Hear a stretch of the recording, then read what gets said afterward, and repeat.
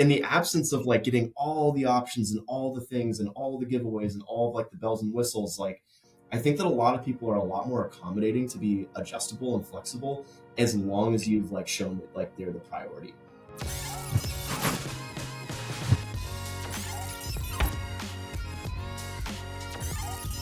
What's going on, everybody? Welcome into the Highlight, a business podcast for business people. And today I got something for you. I can't tell you how many clients I speak to, and I ask them, "Hey, how's the trade show circuit going? You made any money going to trade shows? Have you done anything at trade shows?" Because we at Highbeam, we go to trade shows all the time. It's like the best way to meet other up and coming brands and people that are trying to get their name out there. And I happened to be in Utah last year with Austin and Ben, my co-founders, and we came across this really cool booth which had like soap acting like campfire and all kind of wild stuff happening. We met this guy named Jason, and we became fast friends, and we accidentally ended up at a basketball game together even. And that's a whole wild time. But I'm just going to bring my new buddy, Jason Soejoto, on the show. Jason, man, welcome in, man. Thank you for having me. I'm super, super glad to be here. The origin story of us was pretty cool, getting to meet at the show and then like sitting in the same row at the Utah Jazz game was pretty cool. Yeah, so one of our core values at Highbeam is fun, much to my chagrin. Like, that's Austin's thing. He's like, "I'm not going to be in business if we're not going to have fun." And I'm just like way too serious all the time. And so Austin, every time we go somewhere, he's like, "We got to go do something." And so we've never been to a Jazz game. And yeah, it was super happenstance that we happened in the same row, but that was a blast because it was a Trailblazer fan, right? Like, you were on the other side. And I think this is a very good memory. Yeah, very good memory on your part that I am a tried and true, battle hardened, small market team fan for the Portland Trailblazers, and so it was a tough game for us. But I'm glad to be there. I'm always glad to cheer on my team. I used to live in Portland, which is what made me a fan, and so now being an away fan, I've learned to really embrace the away fan. So like, I like going to the games. I like getting rowdy against the home team, and like I kind of feel like I've like been built for that heel role. I just didn't realize I had to make the turn into it until I moved away. I love that. I feel like Salt Lake was probably the easiest crowd of all time, though. I don't think it's super aggressive there. Yeah, they were pretty easy going. They were not very threatening. I didn't have to turn it up too loud or anything like that. But it's get me to a basketball game. It's a good way to get me rowdy. I love it. Well, you are, talking about your background there with Portland, I've got to hear, the national account manager for Duke Cannon Supply Company, and that's a new role for you. So I'd love to just take a few seconds here and tell everybody, a little bit about you and how you ended up there. And then like, what is Duke Cannon? I know what it is. And if you've been to a store, but like for the 4 people that don't, we'd love to get caught up.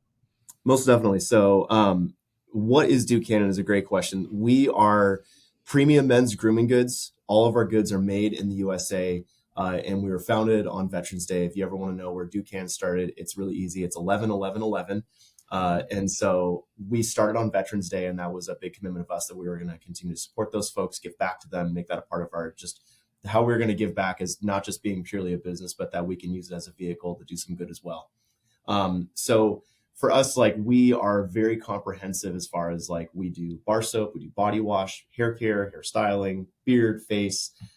We used to make foot spray at one point. So, we used to be head to toe, although we have graduated out of foot spray. It was a good idea that we needed to let go. But essentially, like we are what we call the mainstream upgrader, like the guy that's using like the normal stuff you buy at like the big box stores, like, the guy that just uses whatever. Like this is a way for a guy to feel great about his routine. And we try to be accessible in terms of the way that we speak about our goods. We try to be accessible at our price point. We just want guys to feel like really, really great about, upgrading their routine. How I ended up here is a really fun story. The VP of marketing, so this is how we're going to tie the whole thing together, is back with marketing. The VP of marketing, his name is Devin. Devin and I actually used to work at a startup together. And it was an apparel startup. It was a lot of fun. We wore a lot of hats. We worked very, very hard together. And when the company was looking like it was not going to pan out the way that we thought it was going to, we both started to look elsewhere. Devin actually landed at Duke Cannon, and I landed at a concrete cutting supply company over in St. Paul, Minnesota. So we both parted ways and stayed in touch. And about a year later, Devin called me up and he said, "Did you see the sales role at Duke Cannon?" And I said, "No, I just got promoted. I'm real happy at my new gig. Everything's cool." And he implored me to look closer. And I was like, "Sure, man, I'll take a close look." And I did look. And as I was looking through the role, he really gave me the hard pitch on why I should work for the company. And his pitch to me was that this was a unique and vulnerable moment for men to tap into something that was just serving themselves and just kind of like letting us into like a private moment. Because it's like, for me as a dad, it's like sometimes that like 10-minute shower is like the 10 minutes I have to like screw my head back on and like take a thought, take a beat.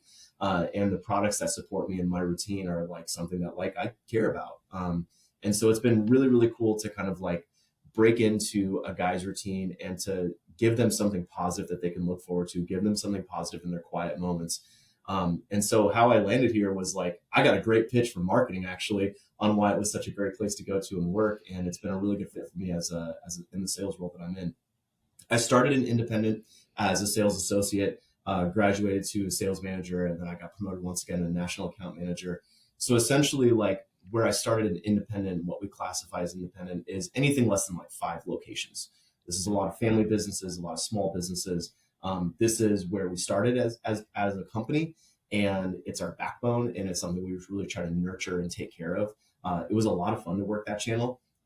As we were kind of discussing before we kicked off, is that like there's a very specific sales pitch to these small businesses because you're their, it's a liability if they make a bad buy. It's food on the table, it's money in their community, it's keeping the lights on, and you got to help those folks make really smart decisions.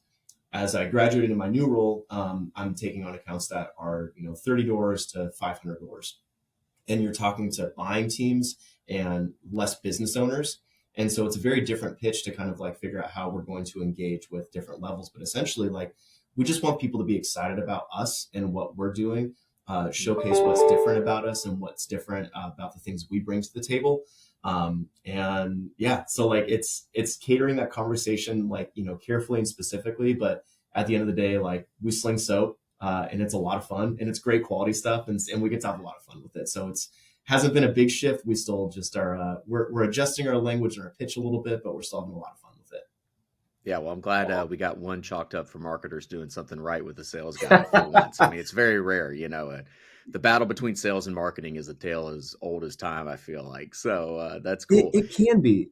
It definitely can be, but I think that the big thing. So like, I mean, I just happen to have like, products here and everything, is that like, when I think about our marketing, like I think about like the great copy on our boxes and like the experience that people have, like getting to know our stuff better. I think about our great artwork. Like, it's like, these are the things that I think about with marketing that like really tee me up to be successful, is that I'm bringing great products that like they worked really hard on. So Yeah.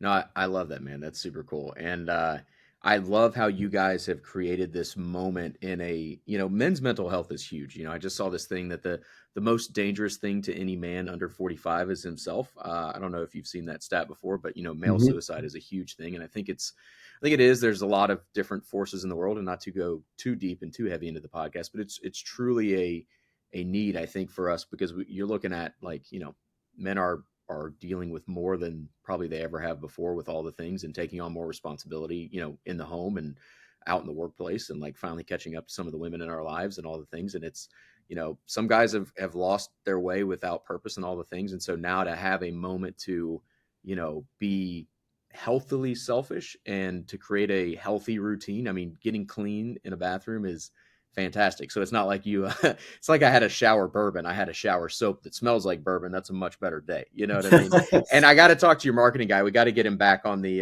got to bring the foot spray back. I don't even care if it makes money. That feels like it should be a loss leading product, just so we can say Yeah. we do head to toe. You know what I Yeah, mean? It's just like, we just that need the feels, whole thing. yeah, it feels really good to say that. To say, like, like, we're complete, we're head to toe. I love what you touched on as far as like, the way that the world that guys are in right now. And I think that one of the key things that separates Duke Cannon is not necessarily what we do differently, but how we've like broken away from, I think, the stand pat of like, there's two primary vehicles for marketing grooming products to guys. The first one that we will not do is use this and girls will like you. Like, this is a cheap ploy. This is disrespectful to women. This is not a good marketing vehicle. And this is straight from the CEO's lips to God's ears, is like, we will never do that. Like, this is not the way we talk about people. The other way that guys get talked to a lot in a marketing sense for grooming products is, you smell terrible and we're going to fix you. And if that's the way that I approach you, Chandler, at a show, it'd be like, hey, what's up? This is my new buddy. He smells bad, but I work at Duke Cannon, so he's going to be cool in a little bit. So just like give him a second to like, hit the bathroom. It's like, that's not a way to make a good friend.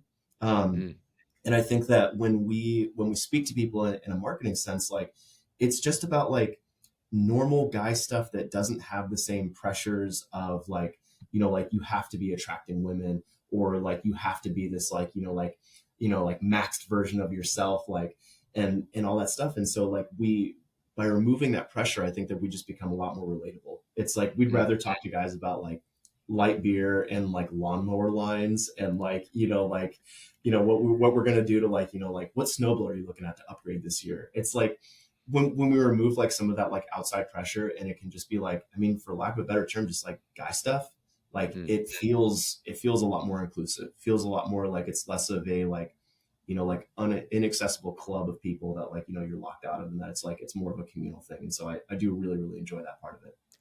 Yeah, what's really interesting about what you said there is that you're getting into themes of marketing now and like brand building, and this is why I love sales, because I do sales, and even though I run a marketing agency, I do sales. Like there are two sides of the same coin. But really, what you do when you position a company like that is you're thinking about a brand archetype, right? So when you're looking at a company that's like, hey, we're going to make you smell nice for women, right? And I know the brand you're talking about because it's very provocative and all the things, but like they Mm-hmm. do that specifically to try to talk to a very specific type of person. And I love that you guys have found a way to go, hey, there's an underserved segment of the market that I would call them the everyman archetype, right? And it's very much that. It's like they got a wife, they got kids, they got responsibilities, they got spouses, they got whatever, and like they just have other guy friends, and it's like not like frat bro locker room culture toxic type stuff. It's a little bit more mature. It's like what's after all that stuff, after you like start bearing some responsibility in life, and now all of a sudden it's like we're the soap line. We used to be head to toe, and now we're head to ankles, but we're here for you, the everyman. And yeah, the light beer thing, like that's huge. So I love that you guys are positioned like that. But when you're talking to the big buyers versus the mom and pop buyers, which you mentioned a second ago, like is there one of those that you prefer to sell to? Is there like how are you talking to them differently? Because like you mentioned, the mom and pop buyer, like they really care. It's like how they feed their families this way. And then the other person is like, yeah, it's also how they feed their family, but it's not like they can get another job. It's much easier to get another job versus start another business, right? So like walk us through the big differences when you're having those two conversations while trying to keep everyone under this narrative of like the everyman, type brand archetype thing where it's like, hey, we're trying to be this elevated soap experience for everybody.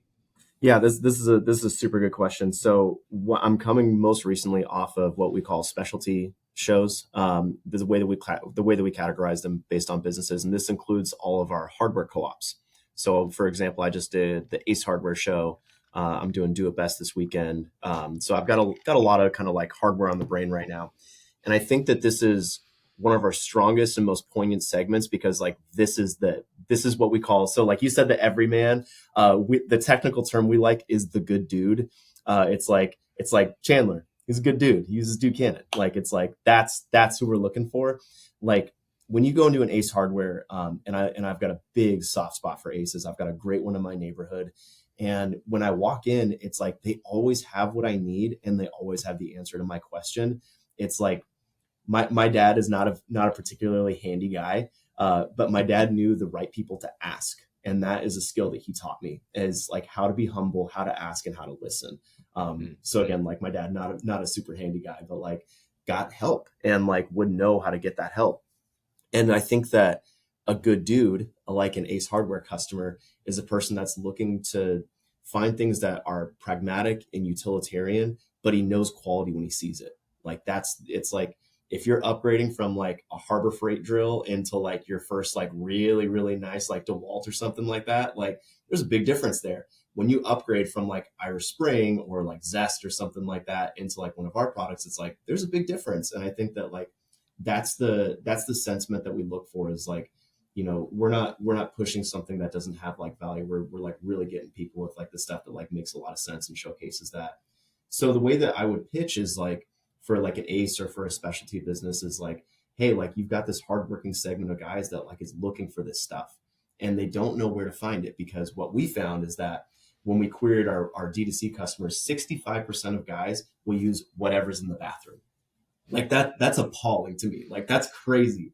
So like it's a huge segment of guys that if you can get them excited about one thing, whether it's a face lotion or a body wash or a cologne, like whatever it is, like we can get those guys like invested in just the smallest way. We'll totally turn around the whole regiment and the whole routine.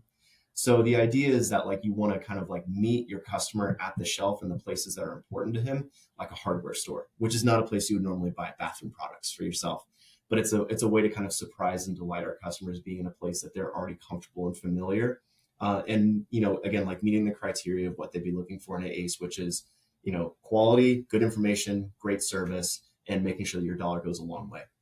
So again, ACE is like this is like the Michael Jordan from the free throw line slam dunk of customers for me. On the flip side, like with the independent people, the thing that they really tout and what they really are doing for us is they are trailblazing, which is one of our company's core values. Like they're trailblazing like unique assortments, and they're trailblazing new ideas and new brands, and they've brought a lot of credibility in addition to brand recognition for us. Mm. So the way that we fit into them is that I look at our larger scale format retailers as like the key Duke Cannon customers. But when I think about the businesses that are less than 5 doors, there's a lot more nimble buying power. So if I put out a new segment, so for example, like I released a whole new skincare, face care regimen about a year ago. This is something that is not necessarily going to be a huge driver at a hardware store. But if for a place that has like a specialty grooming section, specifically one for guys, like an SPF everyday face lotion, that's really, really nice. Like that's a quality product that would definitely fit into a guy's kind of upgraded sort of regimen. So I look at these smaller scale resellers as like our specialty retailers, the folks that are like the premium dealers. They've got all the good stuff. They've got all the unique scents. They've got all the unique products, and they've got a lot more flexibility to kind of buy light, but buy a greater depth of or breadth of product, and kind of showcase like what's new at Duke Cannon. Because that's the number one question I get, is not necessarily who is Duke Cannon or what do you folks do. As we've grown, like a lot of people are just mostly concerned with like, what are you innovating? You continue to innovate great stuff. What's new with you? And I think that those small scale dealers are the best example of how to be on the forefront and the cutting edge of what's new at Duke Cannon, where I think that the bigger retailers are looking for more tried and true. They want something that's got a little bit more of like a historical backbone in terms of like its saleability and velocities and things like that. So it's a slightly different pitch. But I think overall, like we're trying to always kind of find our way into the door to let people know, like, we may not be like a driving category for you, but like we want to meet people where they are. And we know that you've got a good dude walking in the door. Or again, in this case, like 65% of guys that are supported by someone else making a bathroom decision. Let's meet that person at the shelf and delight them with something that's going to be new for their guy. Yeah, I love that. The interesting thing there is that you're having one-to-one conversations, which then they buy, and then it becomes a one-to-many thing, right? And then that's where like the surprise and delight thing happens.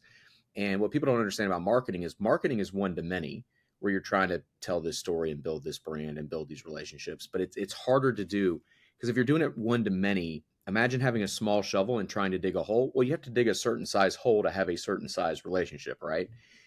And a one-to-one conversation, if you have a one-on-one conversation with somebody for an hour, like you've dug a massive hole there. Like you are much more connected to that person now than you were before. And so like marketing and sales, again, two sides of the same coin. They work together, but they just do it in different ways, and the best teams know how to do what you're talking about, where they understand the back to you guys, what'd you call him? The cool guy. What was it? It's not the cool guy. What was The good dude. the good dude? The good dude. Yeah. Subconsciously, I think I'm a cool guy. I think that's the mistake I'm making here. And so like you got the good dude, right? And then under that, it's like, okay, how do we surprise and delight them? That's another theme. And then it's like, all right, we put them in these stores and we have these things, and you're having conversations with people, and it's one-to-one, and your marketing team is having, writing copy on the boxes, and they're presented in a very unique way. It's surprising, delight in a different way.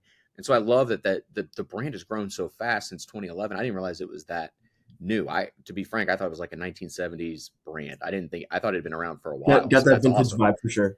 Yeah, but it's awesome that it even does. Like it's cool that you guys have gotten so much distribution in such a short time. And I think trade shows play a pretty big role in like helping the sales team have more of those one-to-one conversations. But like I said at the top of the show, like I have a lot of clients that, I tried one trade show, it didn't really work, blah, blah, blah. Like, why do you think some people love trade shows and do them all the time, and some people, they think it's a waste of money and they don't want to do it? Like, what is the difference there, do you think? Okay, so this is going to be, I am a little long-winded and I'm aware of that, but I'm going to give you a great example of a person that taught me something. Yeah. I'm a musician. I play guitar forever and ever, and I worked at a guitar store for a while. It was fun, but one of the things I picked up from a sales leader there was he taught me people are going to tell you that they want to see something or they want to grab something, and they'll let you know, but you have to be cognizant enough to listen. So if someone says, "Hey, can I see that guitar on the wall?" If they say "see," this is with their eyes.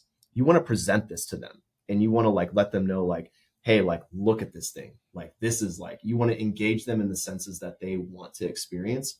And if someone says, "Hey, can you grab that for me?" It's like grab is a different thing. So what I would do is I'd take down a guitar and I'd like literally make a fist and I'd like hit the guitar gently to let them know this is safe, this is secure. You can take this, you can grab this, and you're in a good spot.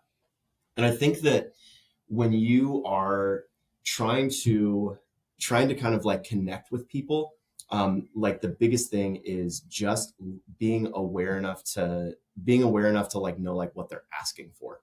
And when you're at a trade show and when people are trying to determine like, like what's the right thing for me, like it's like you just have to like infer like and really really listen to like what's Mm. going on there. So as we've kind of gone to the drawing board with like what shows are we going to do, it's how many of these instances can we manufacture. And when we are kind of like looking at and vetting what shows we're going to do and what we're going to get out of them, like the biggest thing that we're looking to take away is not necessarily just ROI, which is going to be a key portion of it to be certain, but we're also really looking for the opportunity to kind of like plant a seed within an industry and like watch it grow, because like things like the gift industry and like small boutiques and like Hallmark stores and stuff like that, again, like that's a big portion of our business, which like I don't think a lot of people would assume necessarily. And they've been a big driver for us. And on the flip side, like we found these like great buyers and great opportunities at these shows, because we presented well, we listened carefully, and we figured out like where we fit within those spaces and with those folks. So to kind of like go back to, I did the show once, it wasn't great. Like, I don't think I'm going to do it again.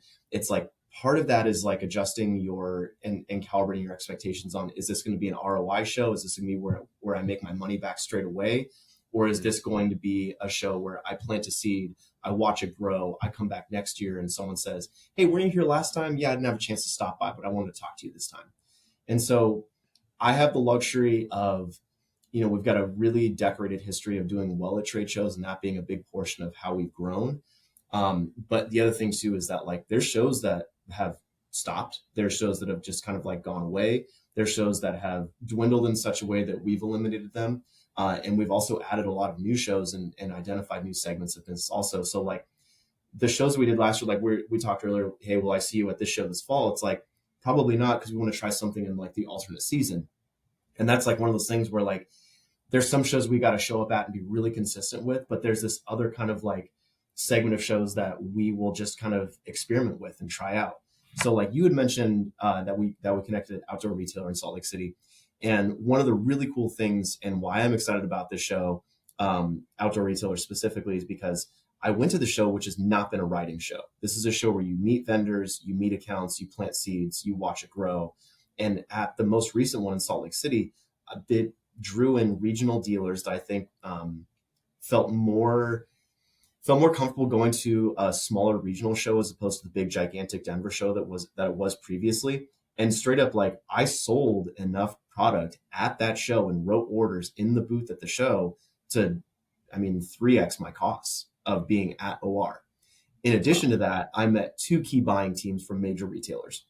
So I got to double dip, and I got sales that I walked away with, and I got buyer information. And that to me is like, that's the mark of a really, really great show, is like when you can do both of those things. But also we showed up and we listened carefully, and we were super scrappy because we assumed based off of the Denver show and what had happened previously at OR. This is like, we're just meeting buyers, we're just planting seeds, like we're just giving out samples and just shaking hands and kissing babies. But we, again, like we went back and we listened really, really carefully, and we found that there was actually like several, retailers that were like, hey, we're a regional person, we run this tourist business, we've got these gift stores, we really need a line like this. And I'm like, let's write it right now, because it sounds like you need to load in quickly for the season. And they said, yeah, we need to ship quick. So I made sales then and there. And I think that that's the biggest thing that I would advise people looking into this trade show thing, to tie it all back to my first statement, is like, don't just assume that by these big expensive shows. Like I think about NACDS, Expo West, which is like a big thing in like natural food. So like these super big expensive shows, like, yeah, you'll meet buyers, you'll meet buying teams, like those things are all good, but also like don't let people walk away without giving them a pitch on like why they need to buy right now, because I think you'd be really surprised if you listen carefully the timelines that people are expressing to you. I think they also show up thinking like, yeah, I could like meet some people and I'll get some samples and maybe we'll look at this for next year. But if you meet a brand that's, fast and accommodating, like we've been, like we'll turn around a sale for you next week. It's like, if you got a seasonal business and like it's, September 3rd and you got to load in holiday products, like let's get you loaded up because I can ship to you in a week. I'm not going to wait around until next holiday season to take your business. Like I'm going to grab it right now. So I think that's the biggest thing is, we go in with really, really open minds and open expectations, and we really, really try to listen carefully to make sure that we don't leave those sales on the table. I love that. So you have so when you're basically starting, let me tell me if I'm getting this right. You're basically starting with, hey, we're just here to build connections, and if we write some orders, that's great. Like, is that kind of how you're looking at a successful trade show thing? It's like if you sell anything, that's a cherry on top, but really it's about building long-term relationships that you can follow up with after the fact to really do the majority of the sales. At this point for us, that's the primary goal, is to like meet those like mid-size like retailers, Hmm. and like those larger like non mom and pop kind of places, Hmm. because they do walk those shows, and those are our big fish that we are fishing for. Yeah. But I think the big thing for us again is that like OR for me was not looked at, and I'm targeting this one specifically because that's where we got to hang out. But like, Yeah. that's not characteristically known as like a writing show. Like people don't, Hmm. that's where you're previewing next year's stuff. You're looking down the road, and again, like just having those quality conversations and listening really carefully. Like we made that a writing show for us. I don't know if other people made money at that show or if like other people are writing orders in that way, but like we took it upon ourselves to be like, we're not going to wait around for that sale. We're going to go take it right now. Yeah. Heck yeah. So let's talk about booth design then. So when you guys have an amazing space whenever you travel, at least the one show that I saw it, I don't know if it changes show to show, but like, what are your general thoughts on booth design? Like, what are some things that, like, imagine you're running a $1 to $10 million ecom brand, you're looking at expanding into retail. Your acquisition channel for that is to go meet buyers and the smaller business owners as well that have their own 1 to 5 doors, like you mentioned. Like, what should the booth look like? Like imagine like I know nothing and I'm Yeah. good at selling the thing and making the thing and solving the problem I do have, but like now I need to make a booth that somehow conveys all of this in a little, sometimes 10 by 10 space, sometimes 10 by 20. And those booth fees are $4 or $5,000 minimum starting. And then all of a sudden it's like I got to pay to travel with all the things. So like with all that swirling around in my mind and I have nothing. Like what is your advice for them for like getting the most out of that space to both generate brand awareness, which is what you're talking about there, and also potentially be able to write orders on the spot, which is what you guys did so well, it sounds like, at OR. Okay, so I love that you're asking this question, because this goes back to my time in retail, because I was, I think, not a super strict retail manager, but I definitely had certain principles. So before we get into booth design and like all of that stuff, I think the key thing is like, number one, get the chairs out of your booth. Like don't sit down. Like if you look comfortable, a customer is not going to want to interrupt your comfort. So like it sucks, but like bring good shoes and stand up. Like number one, that's the thing that I see more times than not, is people that don't look approachable and don't look like they want to engage. Um, the next thing, and again, this like ladders right into that, is like take the food, put it away, take the drinks, put them away. Like you want to look like you're there and you're ready to sell. And like this is like kind of like a corny like retail attitude and position to take, but I think that like again, like you got to look like you're ready. And if you look like, if you're doing email, like you've now prioritized like something that isn't the customer that's in front of you. And that's the number one thing, is like making sure that you keep them in front of you and that you keep them engaged as a priority. So getting into the booth stuff after that, you want to look for things that I would call like visual speed bumps. So that's going to be big, imposing displays. You want to always push stuff out to the edges of your booth so that you are, again, acting as disruptively as possible to walking paths. If you're in a 10 by 10, I would recommend something that's tall. Again, like height is really helpful. Lights are another thing that I'm looking at. I've been really, really drawn to and attracted to light fixturing inside of booths. That's going to be one of my, so I am bearing the lead a little, like that's a thing I'm going to do for the Duke Cannon booth in 2025, is going to be adding light fixturing. Again, more visual pop, more stuff happening in the booth that way. And then after that, like I think just like clean, organized, and then be ready to sample. I don't like stand on the sidelines and just like give samples to everybody that walks by. I joke with my reps and the folks I work with, like if anybody will listen to me bark at them for 30 seconds, I'll give them something for their troubles. So it's like start the conversation prepared with them. But like if someone's like, hey, this isn't really for me, or I'm not interested, then like you can tell them like they can walk. But like if someone's going to listen to like, hey, we're Duke Cannon, we're premium men's grooming goods, everything's made in the USA, portion of proceeds goes back to U.S. veterans. How's the show going for you so far? If we get that far, like I'm just going to give you something just to make sure that like you remember this conversation and make it memorable. So sampling for me as a consumable brand is a tool that I have it's a big luxury. But so I think samples, lighting is a thing that I've identified as a big thing for me. Clean booth, no chairs, customers first, always, always, always. I love that. I was expecting some huge complicated thing with like psychographics and psychology and all that, but it's like stand up, be interested in being there, limit distractions that aren't around your product and the problems your product solves, and then magically all of a sudden you can have more qualified conversations. That's amazing. And then you even trigger a little bit of reciprocity, where it's like, even if you're pitching somebody for 30 seconds, like you're kind of, I like to think about emotional bank accounts between two people. And it's like, you've taken away something from them. You took 30 seconds. Giving them one bar of soap is an easy, like equaling out of that time. At a minimum, you have balanced the two accounts there. So nobody's overdrawn or anything like that. So that's really smart. Do you do anything else beyond samples? Like I've seen some people, like I've been to a couple trade shows now. OR was my first one that I had ever been to. So I was really crazily overwhelmed by that whole experience. And then now I've slowly gotten better at like going and looking at all the things. And side note, I think I need like Hy-Vee marketing branded soap bars made at some point so I can not bother people so much. Be like, hey, thanks for letting me yap at you. Here's a soap bar, something else. But like, so do you do anything else? Like I've seen people do like wheels and giveaways, and I've seen people have like candy bowls, things. Like I've seen all kind of crazy stuff now. Like, is there anything else beyond just sampling the product, or are you just trying to keep it as focused on Duke Cannon and the guy you're solving problems for specifically? Yeah, I think the thing that I've seen also, I've seen the wheels, I've seen the stuff in the booth and stuff like that. Like it's tricky because it's like you're trying to keep a person in the booth as long as possible. Like you're trying to keep them there, keep that conversation moving, learn as much as you can, have that person take down their defenses as much as possible conversationally. And if someone's willing to like spin a wheel and go, woo, like it's like their defenses are down. So like you just won, like doesn't even matter what's on the wheel. If you get them to spin it and cheer, like you have succeeded. It works a little bit different for everybody. I think that again, like the biggest thing for me is the willingness to greet and be attentive. That really, really separates like the good booths from the not good booths. It's the same thing. Like if you're because these are your customers. Like if you walk into a bar and you sit down and the bartender ignores you, you're going to be like, well, this bar sucks.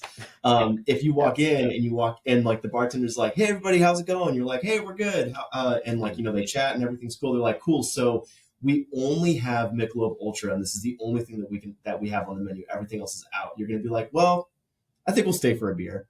It's like in the absence of like getting all the options and all the things and all the giveaways and all of like the bells and whistles, like I think that a lot of people are a lot more accommodating to be adjustable and flexible as long as you've like shown that like they're the priority.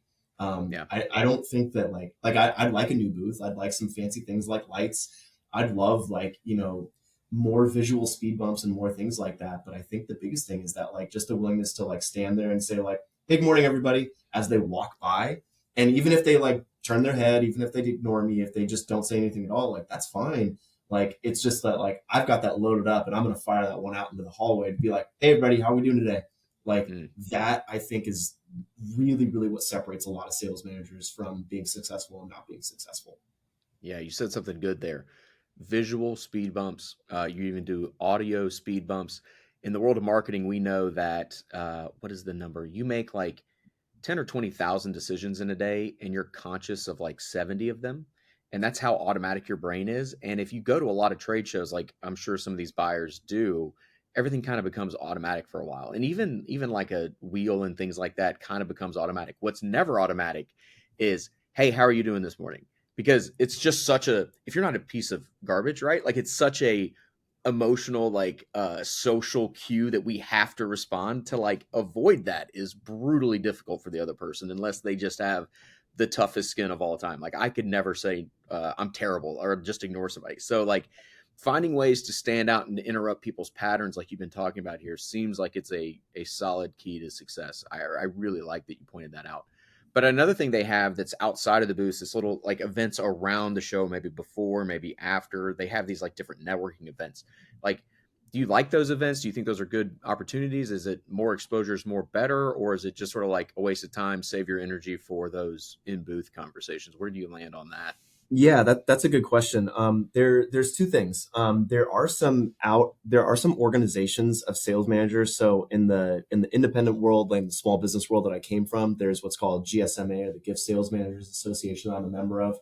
That has been outside of booth, like just basically sales managers getting together and like ideating and working together. And that's been a tremendous value for me to be a Mm, part of that organization. As far as like the events for customers that you kind of like commingle, that is again like I feel like it really really depends on the sales manager and their willingness to go and be social and to like go and like put that stuff out there. Because if you go to those events, like it's not like someone's going to set you up with a buyer and be like, all right, Ducannon, like this brand is looking for a grooming company or a soap brand, like you should go talk to them. It's like mm, you're going to have to kind of like find your people, and be willing to, go out there, be a little uncomfortable, put yourself out there a little bit more. So I know that the sales managers that are a little more affable, a little more outgoing, like they get a lot out of those events. I think the mm, managers that are more reserved may have more difficulty kind of like finding value in those places. But I think the big thing is that ultimately, like they they really uplift the experience that our customers have at shows. And that's the thing that I am appreciative of with the people that organize these shows and put them together, is that we want people to feel like it's a destination. We want people to feel like they're getting a lot of value out of it, and we want people to have fun at some mm, point. um, and so like that's a big thing, is like the quality of show, and what you do, like what the event programming is like. Is there a social hour? Is there a concert? Is another big thing that's come up a lot. Like those things for customers are a good indication of, if your booth fee is like pretty reasonable, but there's a ton of programming for your customer, it's like you may want to take a closer look at that. mm, If there's a high booth fee and there's no programming and there's no catering and there's like no nothing for anybody there, then it's like, okay, like I'm going to have to be more self-sufficient with this, and weigh those costs like more effectively, because I may have to spend a little bit more for my customers to have a great experience. So mm, it's, as you were examining the cost of shows and like what you're going to do and what you want to get out of them, I think that like looking at the programming and like the stuff that happens outside of the booth is important. Um, I have had some really, really fun experiences just like meeting people and being like, you're the buyer with that company? They're like, yeah. And it's like on our like fifth beer together, like at like, like some like outdoor like concert, like cookout thing that was happening outside the show. at And the it's just Utah like, Jazz game yeah, or Utah whatever. Jazz game. Exactly. It's like, wait a second, like, didn't I see you earlier? So like that stuff goes a long way as far as like just rubbing shoulders, just crossing paths. And so I'm a Yeah. big fan of the stuff. I think there's a lot of value there.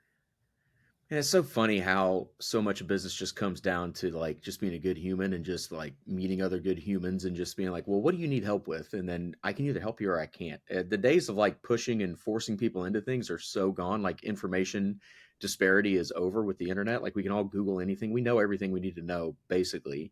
Mhm. It's really just about like, who do I know, like, and trust at this point? And like, I think that's what I'm hearing you say there is like, you can get more out of a trade show as a whole, the networking thing, everything, if you are really genuinely interested in getting to know people, getting to like people, and getting them to trust you and you trust them. And all of a sudden, it's like magical how things work out. So that's really cool. But when you, now the trade show's over, maybe it's a week later and you're not quite on the road yet to your 1000th show of the year and you got some time to reflect. I'd love to know, like, how are you most effectively following up with leads from the show itself? Like, what have you found to be a good way to get that conversation going more so in the direction you're trying to go? It may not be direct to an order, but like, what's the next step? And then how are you evaluating that trade show, especially if it's a new one, when you're considering budget for the next year, like going back to that show? Yes or no? Yeah. So there's I am a little extra with like how I do things. And so like if I take your business card, you're gonna get an email from me. And it's not gonna be like a mass email. It's like I will cater something for our conversation. I take your card, I write notes on the card and I date it and I put a checkbox. And then I keep your card, but once I've sent you that opening email, I check that box. So I've got a big box of cards and all those boxes are checked within a couple weeks of shows. And it's mostly just to it's kind of my big dragnet at the end. Like I'm a pretty good in-person salesperson. Like I will be aggressive as far as like closing deals and like asking for sales. So if I didn't make a sale with you when we met and we shook hands in person, like I will make it so that you feel like you have an inroad to communicate with me freely, and just make myself available to folks. And so just confirmation of just like, here's my email, here's my phone number, like here's how you get in touch with me. Like no pressure, like because again, like in person, like you probably get a little bit more pressure from me, but outside of that, it's like no, just like let me know what's convenient for you. And so I try to be really, really easygoing. I try to be really, really fast with my email responses as much as I possibly can be. But I do follow up with every person I take a card from, which Mm. I don't know if that's like totally sustainable or if I should continue to do that, but like I keep doing it and I keep making sales, and so I'm not going to stop. Hmm. That's been a big thing for me is how I follow up there. Yeah, that's good. What about the show itself? Are you looking at total number of conversations, or at this point, is it more of a gut feel based on the other shows you go to, like to go back to that, or where are you at with that? Yeah. So, for example, so I recently did a small regional show in Reno, and the reason that I did the show was for two things. I have it's a primarily sporting goods show, which is a lot of firearms, fishing, stuff like that. And we do pretty well there, although I wouldn't say that it's our forte. With that, we've got a small rep group, and I wanted to just like number one, like rub shoulders with the reps of the guys that are selling our stuff on the road, and get some time with them. Uh, Also, like out west is like a softer, less penetrated area of the country when we pull, sales data nationally. We do really, really well in the Southeast. We do really well in certain states. There's some strongholds for us that are just like ironclad. But out west, specifically Northern Nevada, Northern California, Southern California, those are spots that when you think about how much money is there, how many people are there, availability, just all that stuff. Like we're just a little soft. So I went out to the show and I made some good sales, and really I was trying to basically like I would say at least 3 or 4x the cost of everything, like in terms of like my booth and things like that. Like that's a good healthy number that gives me a lot of leeway to kind of like make decisions for the following years if I 2 to 4x the cost of the whole trip, booth included. But the thing I was looking for was key conversations with California and Nevada retailers on why Duchanan is good or why Duchanan is not good. Mm. And I got some really pointed feedback from some folks, specifically in California, that were like, "Hey, there's this brand that does this for us. That's why we prefer them." Wow. And you could be doing this, and like we'd buy a lot more if you could do X, Y, and Z for us. And it was really, really cool because so in this case, like I was going out primarily for number one, sales. Like that's the thing I got to do first. But then after that, it was like I'm building rep relationships. I'm doing reconnaissance and information gathering on soft territories, and I'm also looking for bigger buyers. And so when I look at a new show, it's not just simply like, can I go make money there? Because I think that if you just want to make money, like I think that there's an endless amount of shows that you can go do and you can cycle and you can do those things. I'm looking for like, can I make some money, meet some buyers, answer some questions, go to a targeted area that I know is underserved or less penetrated than other parts of the country, And this is one of the luxuries I have of being a more mature brand, is that I've done a lot of these shows at least once before, so I have a point of reference. Mm. But yeah, that's the big thing for me is, did I accomplish the goals that I had in the near term, and what does the long term like look like for the show, and should I go back here? I supported the Rocky Mountain Gift Show, which is another small regional show in the Denver area. And I went there knowing like, hey, this point, this is a few years ago, Colorado's a little soft. I feel like we should be doing more business in Colorado. I went there, figured out we were way underserved there. I opened 15 new accounts in 2 days. It was huge, like great moment. And then I thought, well, okay, let's go back to that well and let's see what happens next time. So I went back, did it again, opened up another 15 accounts. And basically, I'm going to go back and I'm going to do the show again in winter of 25 and see how many new accounts I open. And so for this one, it's kind of like I'm going to keep throwing that thing back at the wall and seeing if it sticks until it doesn't stick anymore. But Right. that was my goal, was like, let's go find new accounts. And I found them, and I'm just going to keep chasing them that way every year until it starts to kind of diminish. You're so right side up on that return on spend there that even if you go to one event and maybe you only had 3 buyers, it still worked out over the last couple of years. So it's like it's worth it to press your advantage and keep going. That makes a lot of sense. So that's good, man. Well, I've gone through all of my. I'm ready to do a trade show now. I think I'm ready to do a Hy-Vee marketing booth and see what I can do. I'm going to get a lot of soap and give it out to people and do the whole thing. I love I that. appreciate this, man. This was good. I feel like we got a whole like high level masterclass. It's like I got to do the full version next.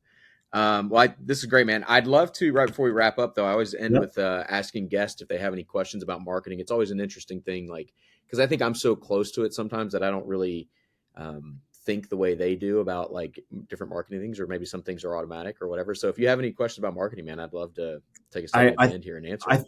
I thought of a good one. I think it's a pretty good one.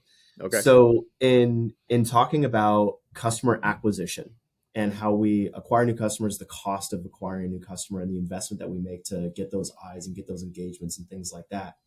At what point are you looking to change your vehicle if the diminishing returns or the increasing cost of customer acquisition reach a certain threshold? Like Mm. what does that look like for you? Like, is it when it's 20% of the cost of a product to acquire a customer? When it exceeds 20%, do we have to like find a new vehicle? And what are like some of the pivots, like when acquiring customers just become too expensive? That's a great question. And, it's interesting. So many people don't want to have that conversation because it's an uncomfortable conversation because they basically want to blame Facebook or they want to blame Apple for updating some software or they want to blame everybody else and they want to say, hey, these ads used to return 5, 6x return on ad spend, and now we're not getting that. It's only like a 3x return on ad spend. And like all the while you go look at the numbers and we've scaled their ad spend way up, right? And when you scale ad spend, what you're doing is you're extracting more value out of the bottom of the funnel. And all the funnel is like the total number of people that are aware of you and like where they are in the buying journey, right? And so where marketing is more one to many and sales is one to one, if we're selling direct to consumer and you all of a sudden have too high of a CAC at the bottom of the funnel, what that means is your top of funnel is not wide enough. So your brand awareness isn't big enough. And so you may have a certain level of brand awareness, much to your story just a second ago about Denver. Like people in Denver may have known about you, but they didn't really know about you yet. Right. And so like that's where I think I would recommend people go is like go back to the drawing board of like, hey, do we have the right demographics for customers like we talked about earlier with us, and like are we doing enough to build awareness with them with like emotional storytelling? And if you pivot a good chunk of your bottom funnel budget to the top of funnel, all of a sudden your bottom funnel will start working way better again. So that's a good question though. That's good. I Love might that. have to make like a whole YouTube video about that because that comes up a lot and I always forget to go deeper on it. So man, well, this was great, Jason. I really appreciate you joining me, man. This was awesome. I'm gonna link your LinkedIn for everybody in the show notes here, That and sounds then great. we'll also tag Duke Cannon's website as well, so anybody wants to learn more there, and we'll be good to go. Anything else, man? Before I let you go, No, I super appreciate it. We just got to figure out how we're going to go catch another basketball game together. dude, I can't wait, man. That was so much fun. It's been great getting to follow you and learn more from you, and I just try to keep up with you, man. The way you're rolling around the country so fast with like little soap campfires everywhere, it cracks me up every time I see it on LinkedIn. So it's been No, it's I been super cool. It's like appreciate it. a That, Yeah, man, it's like the best thing ever about this business is all of a sudden I get to meet a lot of new random people that I literally never would have met. So it's been awesome to become your friend and hang out. So we appreciate you. Super appreciate it, man. Glad we were able to make the time. Absolutely. Well, we appreciate everybody out there listening as well and watching and however you're consuming this content. We'll see you next time.